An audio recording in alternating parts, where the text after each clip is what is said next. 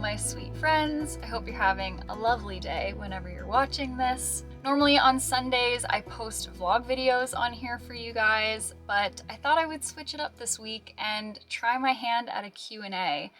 I have never filmed a Q&A on my channel before. I have no idea how this is gonna go. I have no idea how long it's gonna be. So we're gonna figure all of this out together, but yeah, I thought it would be nice to answer some of your questions. You guys always leave me such lovely and thoughtful questions, and I think some of them would be better responded to verbally. So I thought we could just have a chat today. I've made myself a big cup of coffee. Feel free to make yourself one as well, and we will drink ours together. And I have your questions right here on my phone, so let's just dive right in. And apologies in advance if you guys can hear any noise in the background. I am parked on a fairly busy street, and I'm also right next to some train tracks. So if we hear anything in the background, let's just pretend that we didn't. Okay, first question, and one of my most frequently asked questions, for good reason, is how and when did you get Olive? What is her story? So I'm going to take you guys back to 2021. I was in school. I was living in South Florida in an apartment with my best friend Brooke and her cat Bella. In living with Brooke and Bella, I was kind of reaping the benefits of having a pet without any of the responsibilities of one. I had always liked animals, and I knew at some point in my life I wanted a pet of my own, but at the time I didn't really have a need for one, and I certainly wasn't in the market for a cat, let's just put it that way. But the cat distribution system does not care about what you want. It shows you what you need.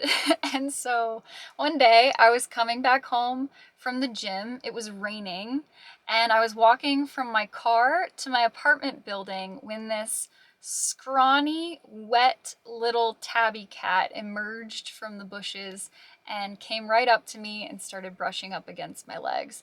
And from day one, Olive has just been that sweet and that friendly, to the point where I was convinced she had to be somebody's cat in the neighborhood. Turns out she was just a stray, but I did tell her that first day, hey, if you follow me up to my apartment, I will feed you. And she listened. She followed me up 2 flights of stairs. She learned which door was mine, and she just kept coming back.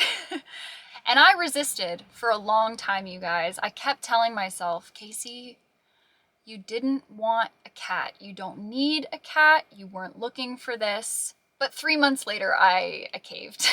And part of it was because my neighbors at the time were very anti-cat. They did not like her being around. They didn't like that she was hanging outside of my door as often as she was. And I kind of got to a point where I was worried that they were going to do something to her. So I brought her to the vet, got her name tag, had her microchipped to me, and we have been inseparable ever since. You guys also ask if and how I trained her to be so good here in the van and how she does so well when we're driving.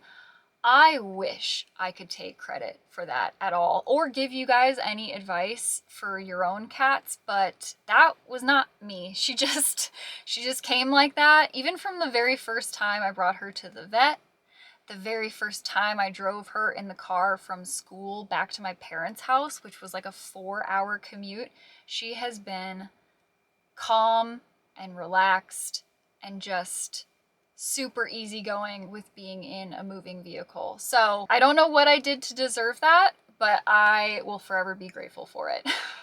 That kind of ties into the next question, which is, what inspired you to start van life, and tell us about yourself? I guess I haven't really spoken about any of this here on my channel, but if you're somebody who found me through my van tour video with tiny home tours, you will already know some of this. I would say my intro to van life was fairly non-traditional. I spent almost 10 years of my life prior to building out my van in school. So I did 4 years of undergrad. I got my master's, and then I went to medical school.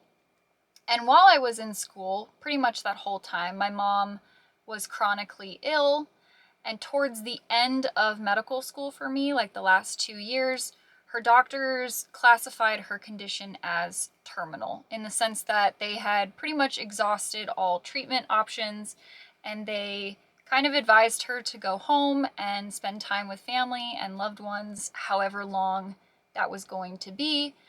So I made the decision in my 4th year of med school to take a personal leave of absence. I took 8 months off and I went back home and I spent time with my mom. And I'm really glad that I did that, because I graduated at the end of 2021, and then she passed away 3 months later in 2022.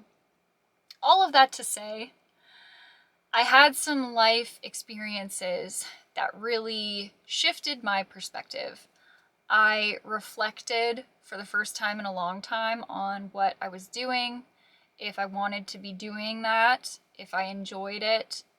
I just kept thinking after my mom passed, if I live for 1 more year, I'm going to be upset that I spent so much time doing this and not doing other things. And so I decided to do something else, and I didn't know anybody who was living tiny or living nomadically at the time, but I kind of always felt drawn to it, and I felt like it would suit my personality pretty well. So I just took a leap of faith, you guys. I decided to buy my van. I started building it out in 2023, and I haven't looked back.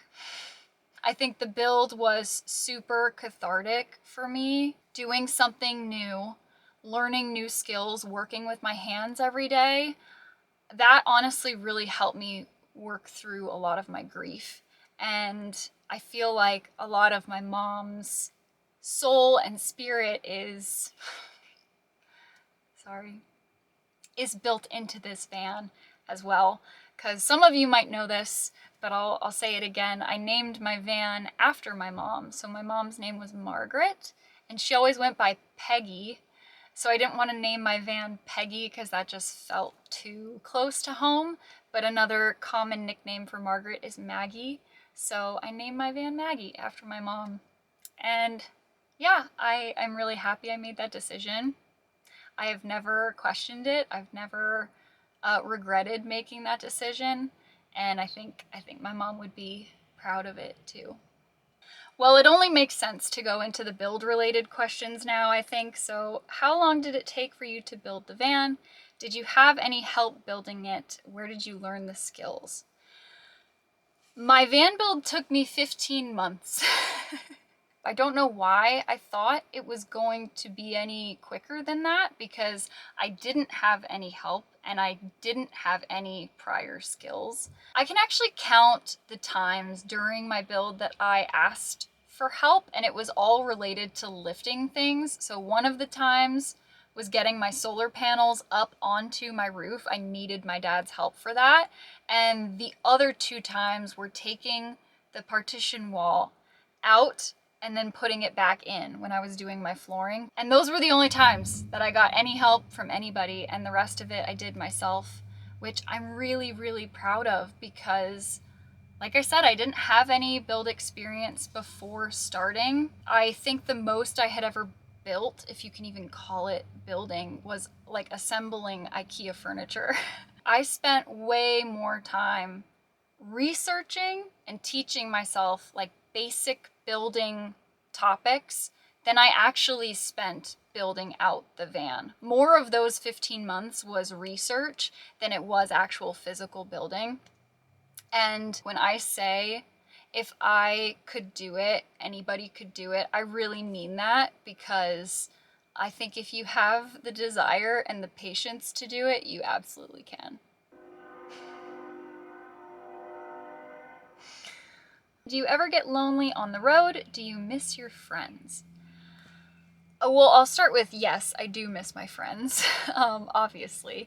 But I think I've always kept a very small circle of friends, and we're all the types of people who you could go months without talking to. I've gone years without seeing some of my best friends, and when I do see them, we just kind of pick right back up where we left off. So Yes, I do miss my friends, but I also keep up with them on social media, and if I really miss them and really want to talk to them, I can always call them, which I do if I'm feeling lonely. But if I'm honest with you guys, I don't ever really feel lonely on the road. And I think that's for a couple reasons. One, I'm not actually alone. I always have Olive with me, and I know some people are going to say, she's not a human, but she is a companion, and I think her presence makes a real difference for me in this lifestyle. But I also think I am incredibly introverted. So if any of you guys have ever taken the Myers-Briggs personality typing, I am introverted and I'm like 95% introverted. So I don't really crave that kind of social interaction like extroverts would. I very much enjoy time alone. I very much enjoy my solitude. It definitely replenishes me energetically. So, yeah, I really don't ever feel lonely. I think that some people might with this lifestyle. I can see how it would be a little bit isolating, but in my opinion, you could be lonely anywhere. You could feel lonely in a room full of people too. Okay, I gotta hurry up. I feel like this is taking me a while. How do you navigate dating on the road? How difficult is dating in the van life community? I think you guys are asking the wrong girl. I'm so sorry. I know you want the tea. I don't have any to spill for you. I wish I had some more intel to share. I don't know if you could gather based on me just talking about how incredibly introverted I am. I'm not a casual dater. It's not my thing. I don't want to say it's a nightmare. It kind of is though. But if I put myself in the shoes of somebody who was maybe more extroverted and enjoyed socializing like that, I feel like it would be an awesome lifestyle because you get to travel around, you get to meet new people from different places with different backgrounds and different personalities and kind of see what you mesh with and what you don't. But yeah, sorry guys. I've got nothing. Do you ever feel unsafe or afraid? How do you stay safe as a solo female on the road? I have had situations where I feel uneasy.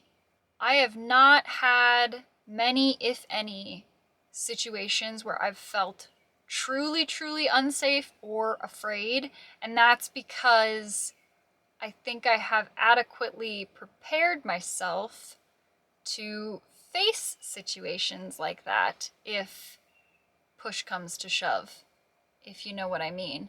I think as a solo female, it's really, really important to not put yourself in situations that are unsafe to begin with. So for me, I can't even tell you guys how many times I have gotten to a spot for the night that I thought I was going to stay at, and something felt off and my gut told me to leave, so I listened to it.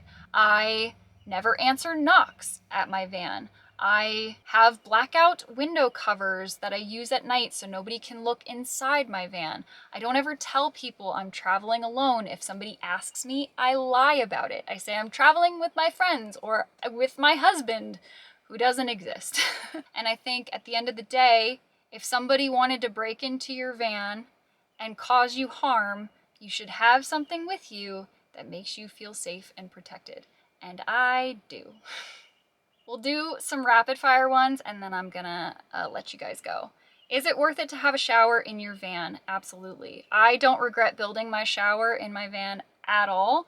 I use it. I don't like it as much as a Planet Fitness shower. Obviously, it's not the same thing. It's not really comparable, but I would rather have it and not use it than not have it and need it, if that makes sense. Have you ever doubted your decision to do van life? Nope. I love it. How many mice has Olive caught so far? Probably 11 or 12. What camera do I use? What video editing software? I have a Sony ZV-1 and I use DaVinci Resolve, the free version. What's your favorite national park? Ooh. I really liked Mount Rainier. I really like the Grand Tetons. And I also really liked Glacier, but Glacier was kind of a nightmare in terms of the parking situation. It was not built to accommodate as many people as there are in that park. So maybe those would be my top 3. I can't pick. What do you listen to when you're driving? Mostly oldies. A lot of Hall & Oates.